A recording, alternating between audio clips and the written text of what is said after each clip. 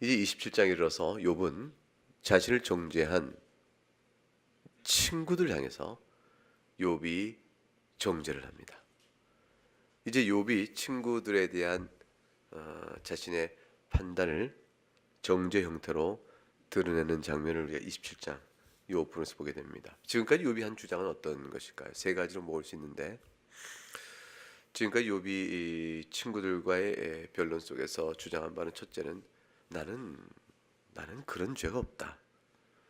나는 인과응보에 따라 이런 벌을 받을 만한 그런 죄가 없다. 이게 첫 번째 주장입니다. 이 죄가 없다는 소극적인 주장에서 더 나가서 욥은 나는 도덕적으로 의롭게 살았다. 그걸 주장합니다.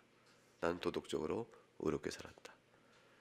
세 번째는 그렇기 때문에 인과응보의 원리에 따라 생각할 때 내가 받는 고통이 인과응보의 원리라면 이건 부당하다. 그걸 주장하는 겁니다. 그러니까 욥이 내가 이런 고통을 받을 만한 악을 범하지 않았나이다 라고 말하므로 내가 왜 이런 고난을 받아야 됩니까? 라고 물을 때는 내가 악을 범하지 않은데도 불구하고 고난을 받는 것이 부당하다고 생각될 만한 기준이나 원리가 있어야 되죠. 그것은 뜻밖의 친구들이 욥을 정죄했던 것과 동일한 원리입니다.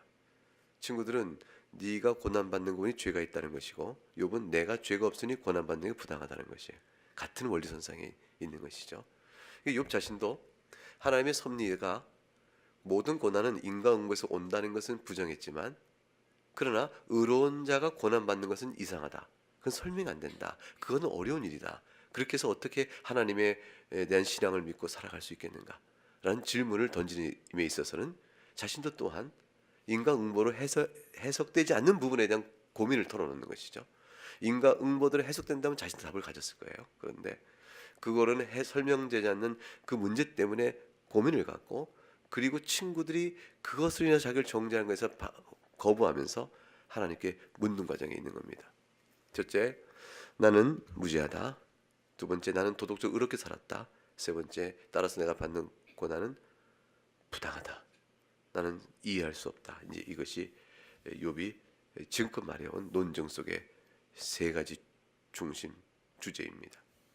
예컨대 욥기 6장 24절과 30절을 보게 되면, 6장 이제 24절과 30절에 24절로 30절 말씀을 보게 되면, 내게 가르쳐서 나의 허물된 것을 깨닫게 하라 그랬어요. 내가 잠잠하리라. 그러니까 욥이 친구들에게 말하는 거죠. 내 허물된 것을 한번 깨닫게 해봐라. 이게 무슨 자신이에요? 내가 그렇게 허물이 없다라는 얘기죠. 25절에 옳은 말이 어찌 그리 고통스러운가? 너희가 말은 옳지만 내게는 해당되지 않는데 내게 해당되지 않는 말로 나를 정죄하니 그것이 얼마나 고통스럽게 되는가? 너희 책망은 무엇을 책망함이냐? 책망할 거리가 없는 나에게 있어서 너희가 책망하는 것이 도대체 무슨 책망거리냐? 25절의 말씀이죠. 26절에 너희가 남의 말을 꾸짖을 생각하니 실망한 자의 말은 바람에 날아가느니라. 너희가 나를 꾸짖고자 하나 꾸짖을 만한 이유나 근거를 너희가 도무지 못 찾을 것이므로 나를 꾸짖는 말은 바람결에 흘러가는 것처럼 아무 의미 없는 말이 되고 만다. 예컨대 29절 맨 뒤에 가면 아직도 나의 의가 전제하다. 아직도 나의 의가 건재하다라고 말합니다. 그 다음에 30절에 내 혀에 어찌 불의한 것이 있겠느냐라고 말합니다. 이런 전체 맥락 속에서 욥은 자기의 의로움, 도덕적인 의로움을 강력하게 주장하는 것입니다. 10장에 가게 되면 욥기 10장 2절 말씀을 같이 한번 읽어볼까요? 욥기 10장 2절 시작. 내가 하나님께 아뢰오리니 나를 정죄하지 마시옵고 무슨 까닭으로 나와 더불어 변론하시는지 내가 알게 하옵소서. 무슨 까닭으로 나와 함께 이렇게 정죄하지 마시오 변론하시는 겁니까? 정죄하지 마옵소서란 말은 하나님께 정죄할 만한, 하나님께 밝히 보이신 이치에 따라 제가 그럴 만한 것은 범하지 않지 않습니까? 그러니까 이제 하나님께서 새로운 계시가 필요하다는 거죠. 여지껏 하나님께 저에게 알려주신 모든 내용에 기초해서 제가 저를 돌아볼 때, 하나님 주신 교훈에 비추어 제가 돌아볼 때 제가 하나님께 이런 정죄를, 이런 고난을 받을 이유를 못 찾겠으니 지금까지 알려주신 하나님께서 죄를 다스려가고 인간을 다스려가시는 지금까지 우리에게 알려주신 제가 알고 있는 그 범위 외에 다른 어떤 것으로 제가 도덕적 의로움에도 불구하고 고난받는 이유를 설명할 수 있는 하나님의 섭리 성격을 이해할 수 있는 그 무엇을 말씀해 주시옵소서 이렇게 말합니다. 6절과 7절 읽어보세요. 10장 6절과 7절 읽어보겠습니다. 시작. 나의 허물을 찾으시며 나의 죄를 들추어내시나이까. 주께서는 내가 악하지 않은 줄 아시나이다. 주의 손에서 나를 벗어나게 할 자도 없나이다. 욥은 이제 이렇게 얘기합니다. 우리는 이제 하나님께 기도할 때 이런 기도를 할 수 있을까요? 하나님, 제가 허물이 없지 않습니까? 나의 죄를 하나님께 들춰낼 것이 도대체 무엇이 있습니까? 나의 죄를 하나님께서 어찌하여 찾고 들춰내고자 하시나이까? 주께서 내가 악하지 않은 줄 모르시나이까? 내가 악하지 않은 줄 아시는 분께서 어찌하여 그리하시나이까? 이렇게 하나님께 기도할 수 있는 자가 누가 있을까? 이런 관점에서 보게 되면 욥은 턱없이 교만한 자다. 혹시 이렇게 쉽게 결론 낼지 모릅니다. 근데 욥은 그런 얘기가 아니고요. 교만해서 그런 것이 아니고 하나님께서 주신받은 교훈에 비추어서는 자신을 설명할 길이 없다. 그 얘기를 하는 것이에요. 하나님이 계명을 주시고 계명에 따라 허물 있는 자를 벌하신다고 했을 때 계명을 지켜왔는데 어찌 이러실까? 그래서 욥에게 있어서 마치 부자 청년의 비유에서 보는 것처럼 부자 청년이 내가 어려서부터 두 계명을 다 지켰나이다. 그런 영생이 있겠나이까? 이렇게 물어보는 이런 태도처럼 자신의 전적 부패를 깨닫지 못한 그런 자로서 욥이 말하는 것일까? 욥은 자신의 부패성을 인정합니다. 앞에서 욥의 고백 속에서 사람이 하나님 앞에 의로운 자가 누가 있겠느냐 이 말을 하거든요. 절대적 의미에서의 의로움은 욥도 주장하는 것이 아니고 하나님께서 인간을 다루고 가시는 과정 속에서 인간에게서 볼 수 있는 수준에서의 하나님의 교훈에 비춰볼 때의 의로움을 얘기하는 것이죠. 그러니까 이 정도로 순종해 사는 자를 이렇게 죄를 물어 고난을 주신다면 그럼 누가 이 고난을 피할 자가 있겠으며, 만일 하나님께서 인간의 죄의 이 정도의 인간을 죄를 물어 벌 주는 게 아니고 다른 뜻이라면 그 뜻을 헤아릴 길이 없으니 말씀해 주셔야 되겠습니다. 이제 그런 관점에서 얘기하는 것입니다.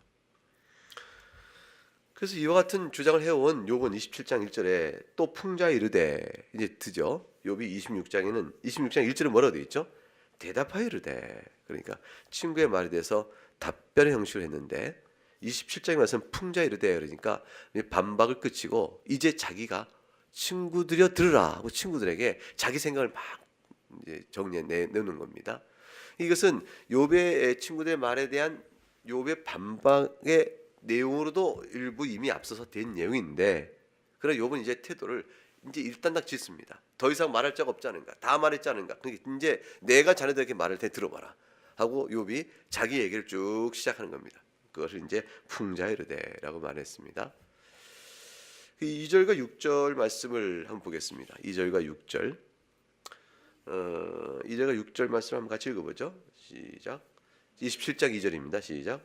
나의 정당함을 물리치신 하나님, 나의 영혼을 괴롭게 하신 전능자의 사심을 두고 맹세하노니, 나의 호흡이 아직 내 속에 완전히 있고 하나님의 숨결이 아직도 내 코에 있느니라. 결코 내 입술이 불의를 말하지 아니하며 내 혀가 거짓을 말하지 아니하리라. 나는 결코 너희를 옳다하지 아니하겠고 내가 죽기 전에는 나의 온전함을 버리지 아니할 것이라. 내가 내 공의를 굳게 잡고 놓지 아니하리니 내 마음이 나의 생애를 비웃지 아니하리라.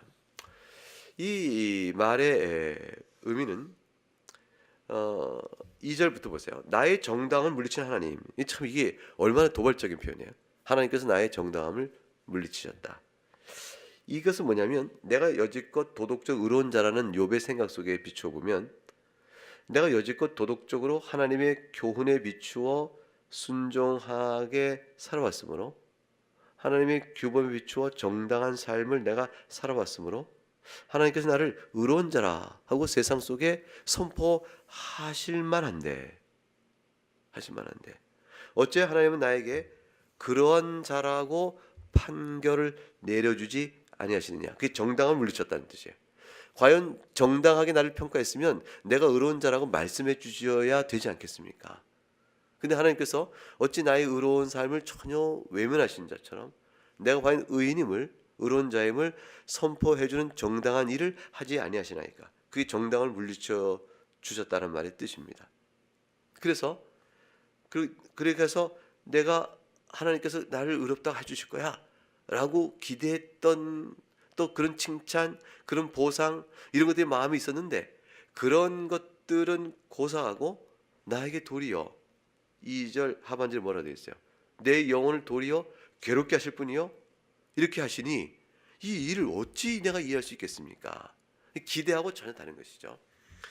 그러니까 욥은 하나님 앞에서 의로운 자로 선포받는 자로서의 자기가 사람이 할 수 있는 최선을 다했다라는 자기 확신이 있어요. 이제 욥이 그걸로 돼서 자기가 의로워서 남과 비교하여 교만해졌다 이런 것은 아닌데 하나님 앞에 정직하게 묻는 것이죠. 하나님 이것이면 최선 아니겠습니까? 인간이 하나님 앞에 의로운 자는 아무도 없겠지만 이 정도면 최선이 아니겠습니까?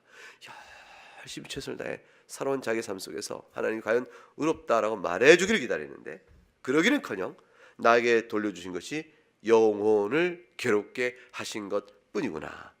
그러니 어찌할꼬. 근데 그 다음에 또 여러분 같으면 어떠세요? 우리 같으면 이렇게 최선을 다했는데 하나님께서 내가 의로운 자라고 선포하시는 정당한 일을 도리어 물리치시고 내 영혼을 도리어 괴롭게 하셨으니 그 하나님 앞에서 우리는 그 다음 어떻게 나오겠습니까? 하나님 저는 하나님이 원망스럽습니다. 저는 하나님을 이해할 수 없습니다. 하나님께 저는 불만을 제기합니다. 저는 하나님 싫어요. 라든가 하나님에 대한 원망의 얘기가 쭉 이어져 올 것 같은데 3절을 보니까 나의 호흡이 아직 내 속에 완전히 있고 하나님의 숨결이 아직 내 코에 있느니라 이렇게 되어 있죠. 이 가로의 내용은 일단 가로니까 남겨두고 4절로 가보자고요. 4절로 가보면 2절부터 4절을 띄워보세요. 전능자의 사심을 두고 맹세하노니 이름에도 불구하고 나의 영혼을 괴롭게 하신 하나님 앞에 내가 그랬음에도 불구하고 전능자의 사심을 두고 맹세하노니 4절 결코 내 입술이 불의를 말하지 아니하며 내 혀가 거짓을 말하지 아니하겠나이다. 이렇게 얘기합니다. 이거 뭐냐면 하나님께서는 나의 정당함을 선포하시는커녕 내 영혼을 괴롭게 하셨으나 나는 하나님의 전능하심을 굳게 붙들고 맹세하노니 나는 그래도 내 입술이 불의를 말하지 않고 내 혀가 거짓을 말하지 아니한다. 결코 하지 않을 것이라고 미래적 의지를 결단하죠. 결코 그러지 않을 것이다. 그러니까 미래적 결심이잖아요. 근데 이 말은 역설적이에요. 뭐냐면 여지껏 안 해온 것처럼 그럴 것이다. 이렇게 되는 얘기예요. 여지껏 불의를 말하지 않았고 여지껏 거짓말하지 않았는데 하나님은 지금 내 영혼을 괴롭게 하시지만 나는 그럼에도 불구하고 결코 앞으로도 여전히 불의를 말하지 않고 거짓말 말하지 않을 것입니다. 하나님. 그래서 욥이 그렇게 얘기하는 것이 대단한 지금 하나님 앞에서의 굉장히 영적 범민이죠.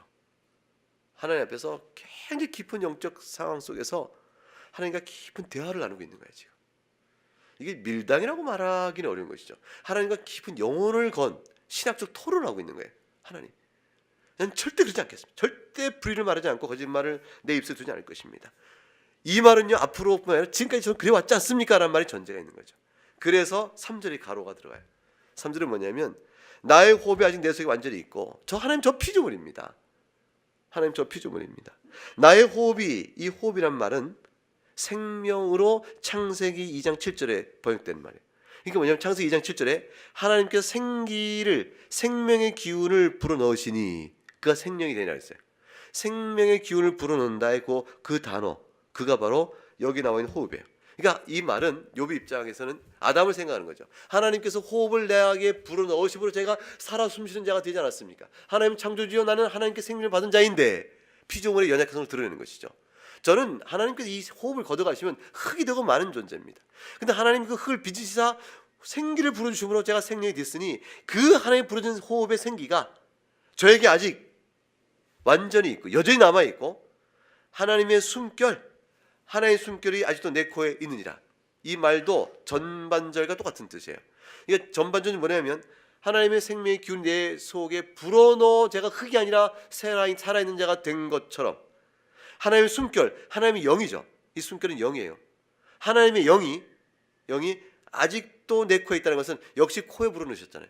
이 그와 같은 거예요. 그래서 내 아직도 하나님의 영이 내 안에 있다면 전체는 내 생명이 유지된다면 다시 말하면 하나님의 생명의 창조주요 나는 하나님의 생명의 창조되신 그 능력에 힘입어 살아가는 피조물에 불과한데 그런데 그 사실을 왜 늘어났냐면 그러는 동안에는요 그 말이에요. 그래서 이게 3절에 있느니라 우리 말에는 이게 문장이 하나 끊어져 있는데 이게 2절에 영 전능제 사심을 두고 맹사노니 맹세의 내용은 4절에 있고 4절 앞에 이 가로 붙은 3절이 있어서 적어도 그러는 한 조건이에요. 적어도 저에게 호흡이 아직 내 속에 있고 숨결이 아직도 내 코에 있다면 말입니다. 그러는 한 절대로 나는 불의와 거짓을 내 입술과 혀에 두지 않을 것입니다. 지금까지 그래왔다고요 하나님. 그거예요. 제 숨이 붙어있는 한 저는 항상 그래왔습니다. 이렇게 하나님 앞에서 자신의 내용을 드러낸 욥은 이제 5절과 6절에 오늘 6절에 친구들에게 이렇게 말합니다. 나는 결코 너희를 옳다 하지 아니하겠고 내가 죽기 전에 나의 온전함을 버리지 아니하겠다. 너희를 친구들의 정죄를 내가 결코 옳다고 인정하지 않을 것이라. 너희들 정죄는 틀렸다. 이 말은 강하게 부정하는 것이죠. 내가 그럴 만한 도덕적 범죄가 없다. 내가 죽기 전에 나의 온전함을 버리지 않을 것이라. 이 말은 내가 온전하면 순전함이에요. 내가 순전하게 하나님 앞에 온전하다. 이 거룩한 그러니까 하나님 앞에서 흠잡을 게 없다는 뜻이 온전함이거든요. 그러니까 나의 온전함, 하나님 앞에 흠잡을 게 없는 상태를 내가 버리지 않을 것이다. 그래서 온전함은 순전함으로 번역할 수 있어요. 같은 단어입니다. 그래서 내가 여지껏 살아온 하나님의 법도에 비추어 흠없는 인생을 살아온 나의 이 모든 것들을 내가 포기하지 않을 것이라. 이 말은 여지껏 내가 그렇게 살아왔습니다 하는 뜻이에요. 여지껏 그렇게 내가 살아왔은즉 결코 너희들 정죄를 내가 옳다고 할 까닭이 없다.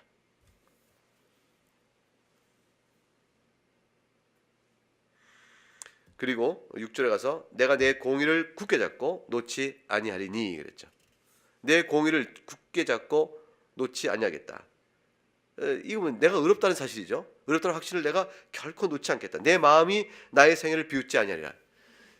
일단 이 마음이란 것은 우리 영혼의 자소니까 나의 생각, 내가 원하는 것, 좋아하는 것, 싫어하는 것, 옳고 틀린 것을 구별하는 것, 좋아하고 싫어하는 것, 그다음 하고 싶은 것과 하기 싫어하는 것, 이런 것들의 전체적인 인격적인 활동과 이 작용들이 마음에서 나온다고 보는 거죠. 내 마음이 나를 비웃지, 나의 생애를 비웃지 아니라. 이 말은 내 양심이요, 이 마음은 양심으로 번역돼요. 또는 마음 자체가 말하면 지정의의 인격적 좌소예요.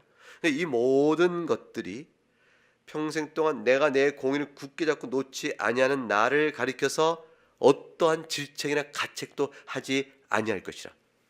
그만큼 내 양심이 나를 증거한다는 것이죠. 이건 굉장한 얘기예요.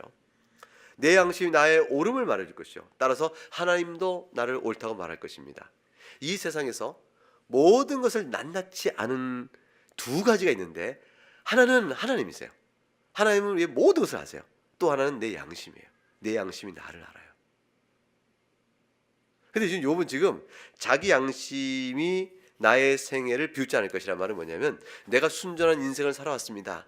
내가 흠이 없습니다라고 주장할 때 내 인생을 돌아보며 나의 양심이 뭐냐? 비웃지 않는다 말하면 과연 그렇다고 인정할 도리밖에 없다라는 뜻입니다. 그러니까 나는 어떤 의미에서도 내가 하는 말에 대한 가책을 느끼지 아니한다.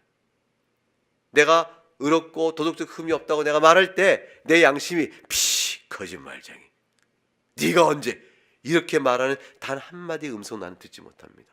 난 내 양심의 가책을 받지 않습니다. 그 얘기를 하는 겁니다. 욥이 이 정도까지 사실을 내어놓습니다. 도대체 어떤 인생을 살았을까요? 어떻게 살았길래 그것은 이제 뒤에 보면 욥이 어떻게 살았는지 자기가 낱낱이 살아온 구체적인 사례를 제시합니다. 이럴 때 이랬고 저럴 때 이랬고 이렇게 했고 이렇게 했느니 그러니 내가 이러하다라고 자기를 쭉 설명합니다. 정말 이거 보면 욥은 우리하고 많이 다르구나 그걸 알 수가 있습니다.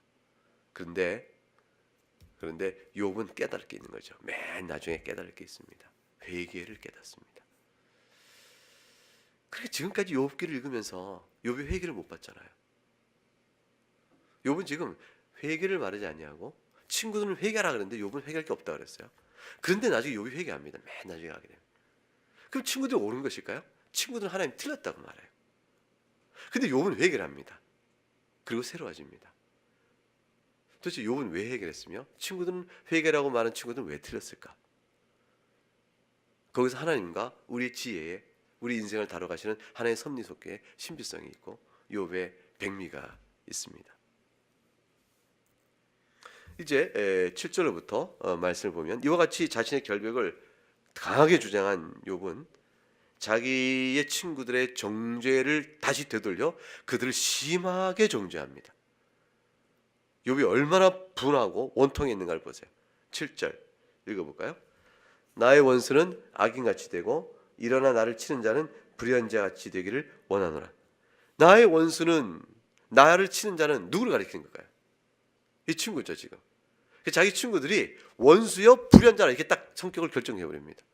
니들이 나의 원수라. 니들이 나를 치는 자구나. 그를 향한 원수여 자기를 치는 자에 대한 분노를 드러내요. 욥이 저주를 합니다. 그 저주가 뭐냐면 악인같이 되거라 그 말이에요.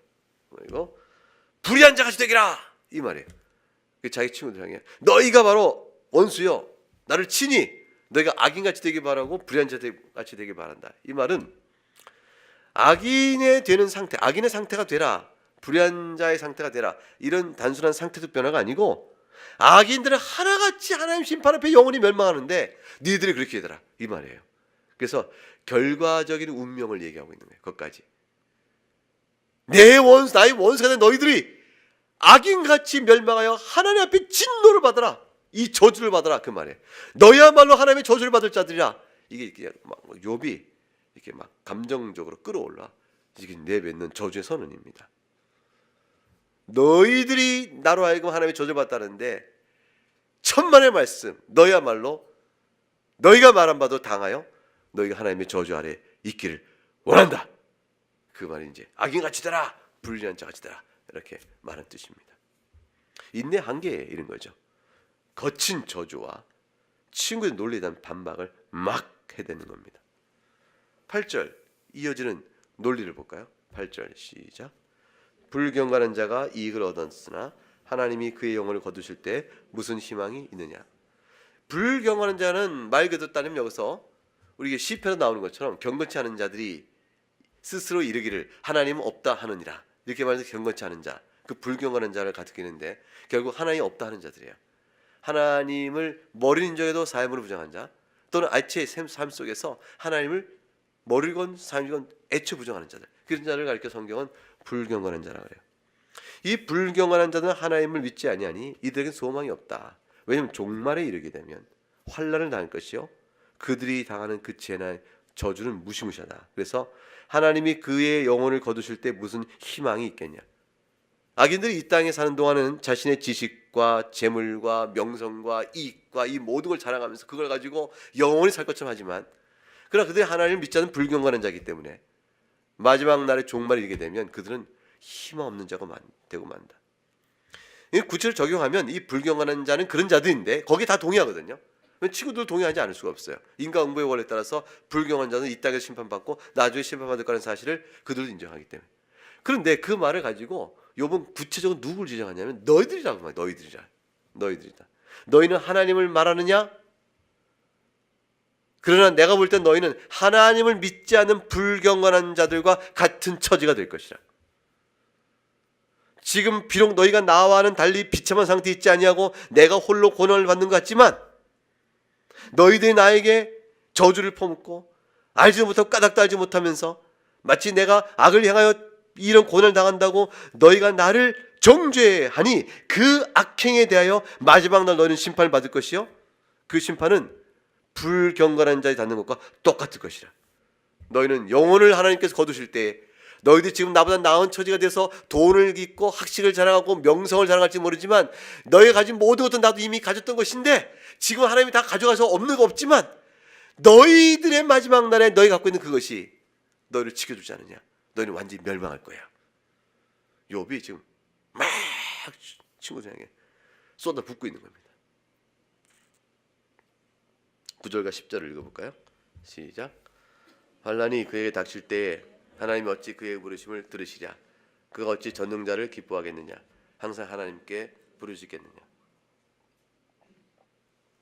악인이 환난 당할 때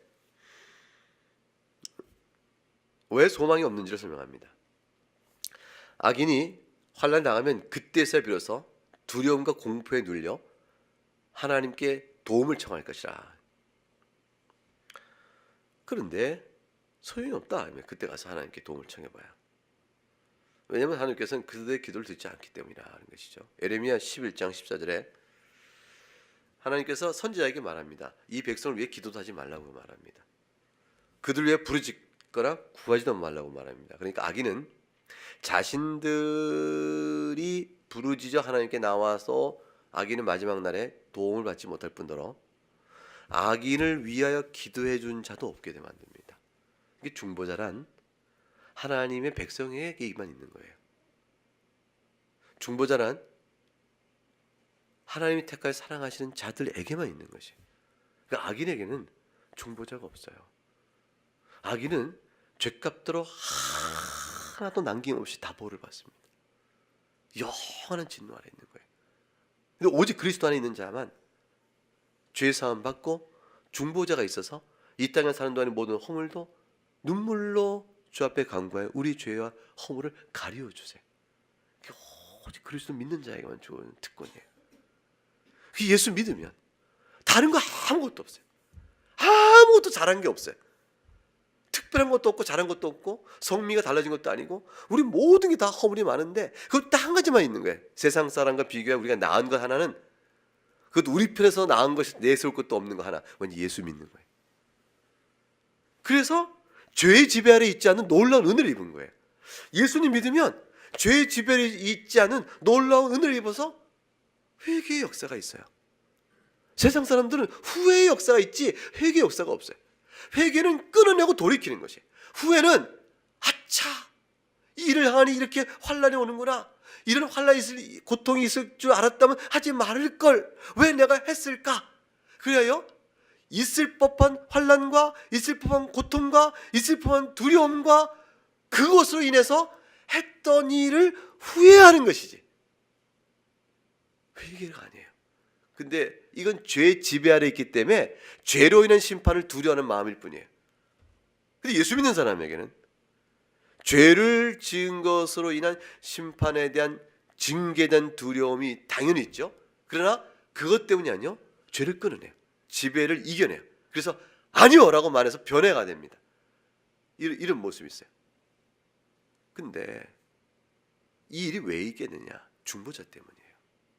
예수 믿는 자에게는 우리의 영원한 중보자가 하나님 천상교회, 하나님 우편에서 눈물 흘려 우리를 기도해 주고 계세요.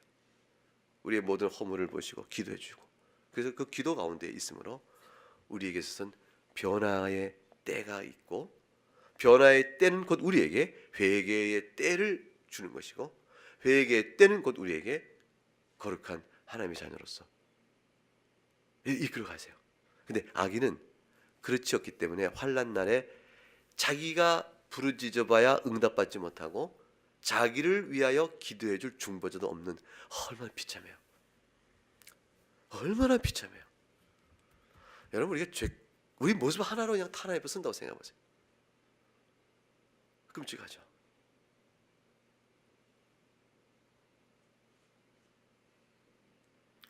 예수 그리스도께서는 우리의 원죄를 다 피하실 뿐 아니라 자범죄를 중보해 주시고 그의 영으로 우리를 자범죄를 이겨나갈 힘을 주시는 겁니다. 근데 악인은 그렇지 못하거든요. 사실은 악인들이 왜 환난 날에 기도해도 응답을 못 받는지 아십니까? 애초부터 하나님께 기도하기를 싫어하는 자들이기 때문에 그래요. 그래서 그들이 환난 날에 부르짖는 것은 회개 기도가 아니고요, 따지는 기도예요. 억울합니다 기도예요. 쟤는 어떡해요? 쟤는 어떻고요? 이렇게 말하는 기도예요. 기도라기보다는 부르짖음이에요. 고통의 신음소리일 뿐이에요. 그러니 응답받을 내용이 없습니다. 악인이 그날의 눈물로 회개하지 않습니다. 악인은 억울하다! 왜 나만이냐! 그거예요.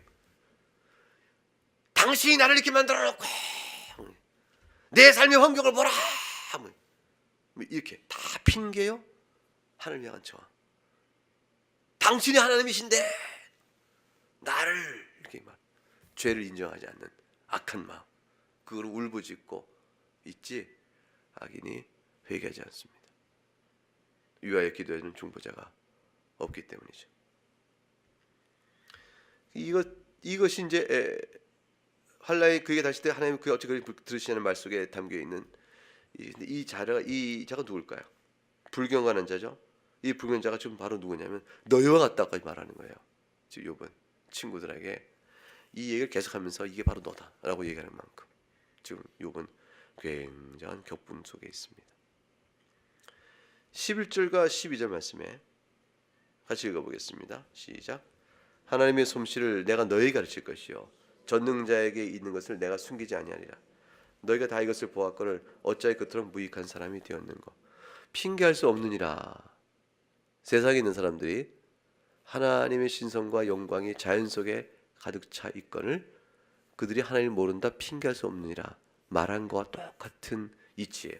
이게 뭐냐면 하나님의 솜씨를, 이 솜씨라는 것은 하나님의 손길로 인해서 이루어지는 일, 그래서 그걸 솜씨라고 번역했어요. 의역이죠. 직접적인 말은 하나님의 손이에요. 손. 너희가 하나님의 손을 알지 못하려. 손은 일을 하시고 뭔가를 만드시거든요. 그러니까 하나님이 행사하는 일을 너희가 알지 모르는 것이 아니다 이 말이에요. 하나님이 행사하신 일, 그것이 솜씨에 대한 풀입니다. 그러니까 하나님께서 어떤 일을 행하신지를 내가 너에게 가르칠 것이요 전능자인 것을 내가 숨기지 아니하리라. 너희가 이것을 다 보았거늘. 너희가 무엇을 봤죠? 하나님께서 무엇을 행하시는지를 너희가 다 보았거늘 어찌 그토록 무익한 사람이 되었느냐. 하나님 하신 일을 알았다면, 하나님의 섭리를 보았다면 너희가 그렇게 무익한 말을 할 수가 없는 거 아니야? 이 말이에요. 그래서 이제 도리어 욥이 말합니다. 내가 너희를 가르치겠다. 너희가 나를 가르치겠다고 나섰느냐? 천만에 내가 너희를 가르치겠다라고 나섭니다. 하나님이 행하신 섭리의 일, 전능자에 있는 것을 내가 다 너희 가르칠 것이며 숨김없이 말하겠다. 이상한 말이에요 사실은. 왜냐하면 욥도 모르잖아요. 욥도 몰라서 자기가 받는 고난의 의미가 뭐냐고, 하나님 이런 섭리 뜻이 뭐냐고 지금 묻고 있는 거잖아요. 근데 자기가 뭘 안다고 가르치겠다 말하며 전능자에 있는 것을 내가 숨기지 않겠다고 말할 것일까요? 이 말의 뜻은 욥이 자신의 문제에 답을 얻었다는 뜻도 아니고 이러이러해서 내가 받는 거야 그것도 모르면서 무슨 헛소리야 이렇게 자기가 알고 있는 찾은 답을, 자기 문제의 답을 찾았다고 말하는 것이 아닙니다. 그게 아니고 그들의 말하는 바가 틀렸다는 사실을 내가 확실히 안다는 걸 말하는 거예요. 너희가 하나님 하시는 모든 섭리를 봤다면 너희가 말하는 바가 틀렸다는 사실을 확실하게 알 터인데 너희가 그걸 깨닫지 못한 채 미련하고 어리석은 자가 되어 무익한 말을 떠들더니 내가 너희 말이 틀렸다는 것만은 내가 확실하게 가르쳐주겠다. 그 얘기입니다. 그 얘기예요. 자신의 문제를 풀었다는 뜻이 아니고 너희가 틀렸다는 것을 확실히 말하겠다. 그것입니다. 하나님의 섭리를 봐라. 어찌 그 앞에 다 논증이죠. 어찌 모든 악인이 다 고난통이 있던가? 그 숱한 선한 사람들이 고난을 받는 것은 못 받는가? 그것들을 다 들어서 내가 낱낱이 너희에게 분명하게 너희 생각이 틀렸다는 것을 밝혀주겠다. 그것이 11절과 12절의 말입니다. 이렇게 내가 너에게 말할 이 모든 것들에도 불구하고 너희도 똑같이 본 것이요 똑같이 아는 바임에도 불구하고 이것을 통해서 너희가 나의 형편과 내가 당하는 고난을 이해하고 판단하는 일에 그렇게 어두울 수가 있다니 어떻게 너희는 그렇게 헛된 바람 같은 사람에 불과하게 되었느냐. 이 말, 무익하다는 말은 헛되니 모든 걸 헛되도다. 그 전도서 말씀 있잖아요. 그거예요. 입김처럼 부르다 없어지는 것. 너희는 그런 자들에 불과하구나. 여기 12절까지가 욥이 결국 오늘 다루는 본문인데 욥이 그들을 향해서 그렇게 정죄 분노를 보고 욥의 친구를 욥이 다시 정죄하는 그런 대목이 되어집니다. 이제 본문의 설명을 마쳤고 적용적 교훈 한 두 가지 정도 뽑겠습니다.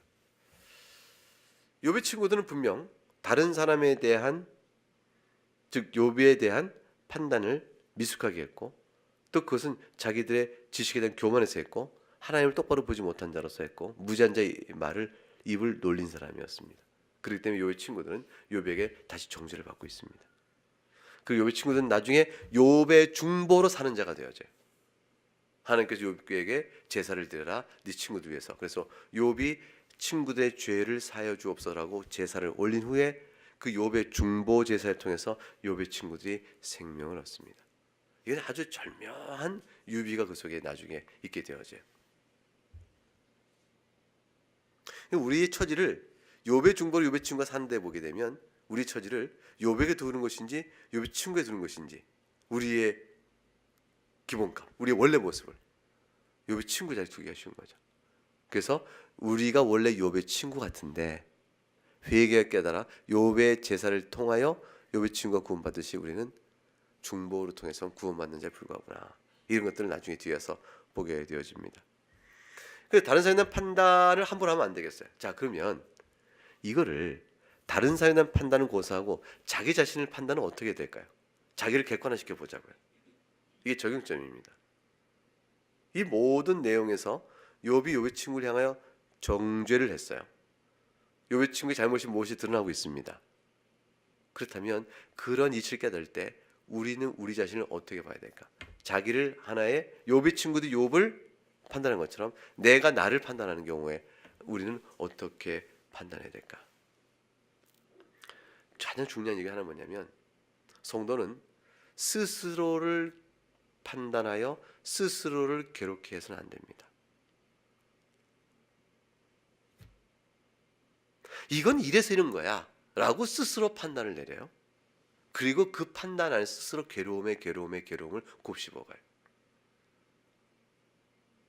그러면 욥의 친구들이 욥을 한 것과 똑같은 원리성에 자기가 자기를 억누르는 거예요. 이제 하나님께서 우리에게 말씀하셨죠. 광야길을 걷는데 40년간 이스라엘 걷게.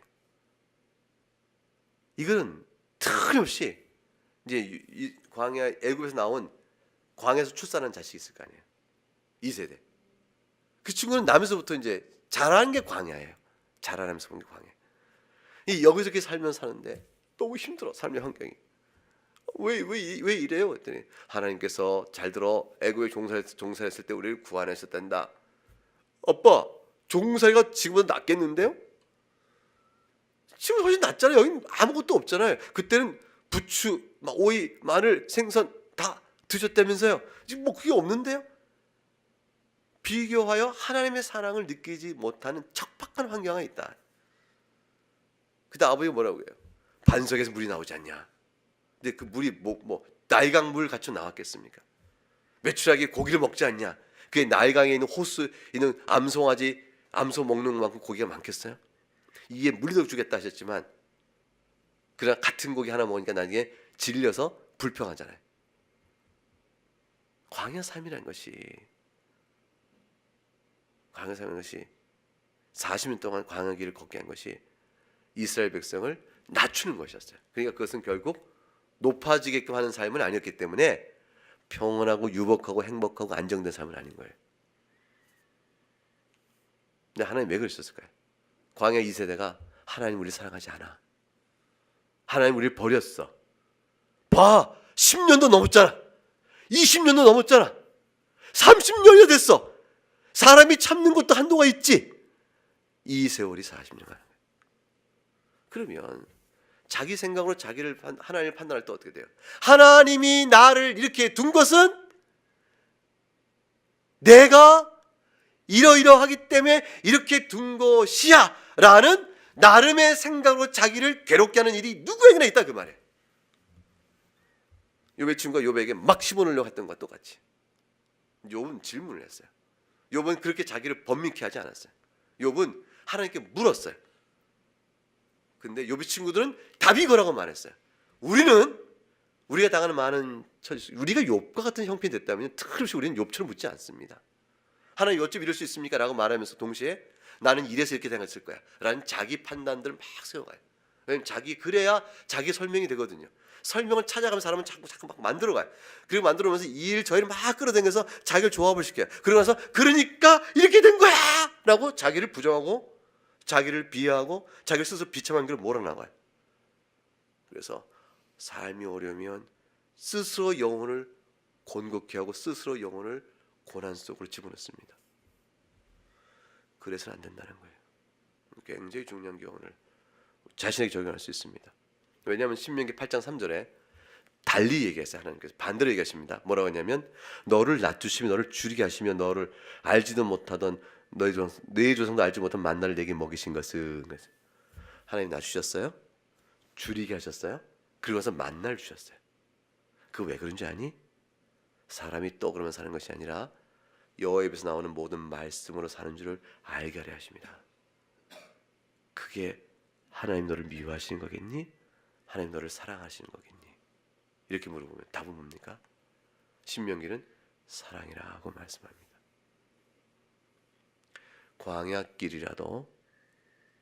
광야길은 버림받은 거야 라고 생각하지 말라는 겁니다. 광야길이라도 하나님 나를 미워하신 거야 그렇게 생각하지 말라는 겁니다. 하나님이 나를 저주하신 거야 그렇게 생각하지 말라는 겁니다. 어떤 경우든지 그리스도 안에 있는 자는요 하나님의 사랑이에요.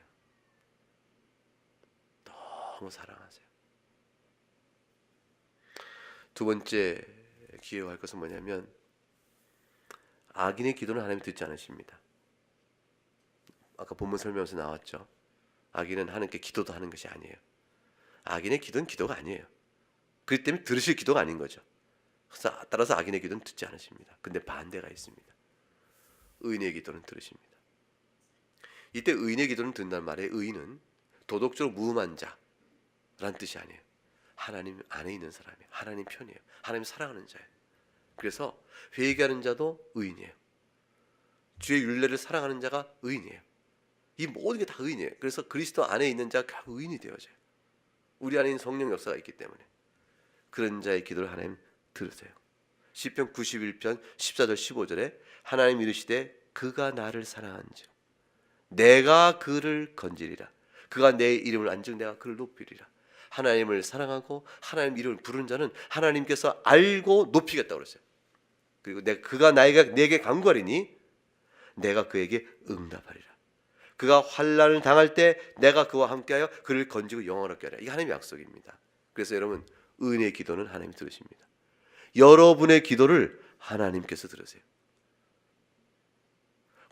광야길을 갈 때 스스로 이래서 이래 라고 하나님을 판단하여 자기 영혼을 괴롭게 하지 말고 기도하여 하나님의 도우심을 구하라는 거예요. 그럼 사는 거예요. 그 살 길 속에서 하나님의 나를 영원롭게 하시는 은총을 맛보게 되는 겁니다.